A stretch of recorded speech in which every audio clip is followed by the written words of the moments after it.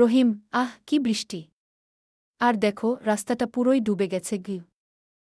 করিম, হ্যাঁ রে, এই বৃষ্টির কারণে আজ আর অফিস যাওয়াই হলো না। রিকশাও নেই, আর থাকলেও এই পানিতে কে যাবে?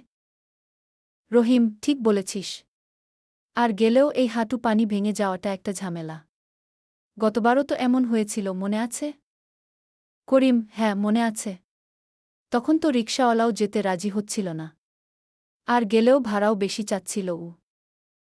রহিম, এই বৃষ্টির কারণে সবারই তো অনেক অসুবিধা হচ্ছে। বিশেষ করে যাদের এই রাস্তা দিয়ে প্রতিদিন যাতায়াত করতে হয় গি। করিম, এই এলাকার ড্রেনেজ ব্যবস্থা খুবই খারাপ। একটু বৃষ্টি হলেই পানি জমে যায়। পৌরসভা কর্তৃপক্ষের এদিকে নজর দেওয়া উচিত কে? রহিম, তাদের তো কোনো ভ্রুক্ষেপ নেই। শুধু ভোট চাইতে আসে আর প্রতিশ্রুতি দেয়। কাজের বেলায় কিছুই করে না গি। করিম, আসলেই এই সমস্যার সমাধান হওয়া দরকার। নইলে আমাদের দুর্ভোগ চলতেই থাকবে গি।